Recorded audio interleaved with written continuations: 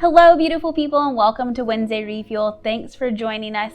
My name is Melissa Johnson. I'm the Assistant Youth Director here, and let me tell you a story, okay? It's kind of a humble brag, so picture this. The year is 2015. I've just gotten married. I'm 3 weeks into this beautiful marriage, and I happen to be performing with the dance ministry here at Trinity.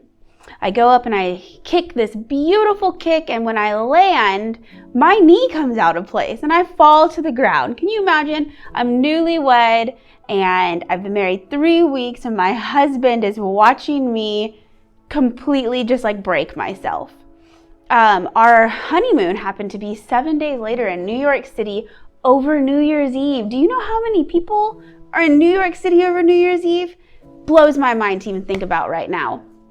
Well, we decided to still go on our honeymoon with me in a wheelchair. So we're walking through this beautiful city. I take that back. John is walking through this beautiful city, and he's pushing me in my wheelchair, and I'm like, oh my goodness, look at that. Look at this. Did you see that? That was so cool. And he's like, no, I can't see anything right now. I'm trying to get you through this crowd. It would have been so easy in that moment for me to sit there and sulk at the fact that I couldn't walk. It would have been so easy in that moment for me to have said, no, let's not go on our honeymoon. Let's push it back. I don't want to do that because of, I can't walk. I'm hurt. And I could have just thrown this massive pity party. But my husband and I looked at the bright side of it. We looked at the fact that we were going to go to this amazing city for this amazing event and be together. That was the whole point of us getting married, right? Being together and being in love. And so together we were able to look at the circumstances we had been given through the lens of God and find the bright side of everything. Now, I think through this pandemic, I've had trouble seeing from that point of view that I saw as a hopeful girl 5 years ago. I was pregnant during this pandemic. And I struggled with the fact of, I can't share my pregnancy with my friends and family. I can't have baby shower. Oh, no one can be in the hospital to come visit me. And during those times, I would sit there and I would throw myself a silly pity party, which it's fine to grieve those moments, but I shouldn't have sat in those moments. And when I sat in those moments and I wrestled with God, I started to look through his point of view.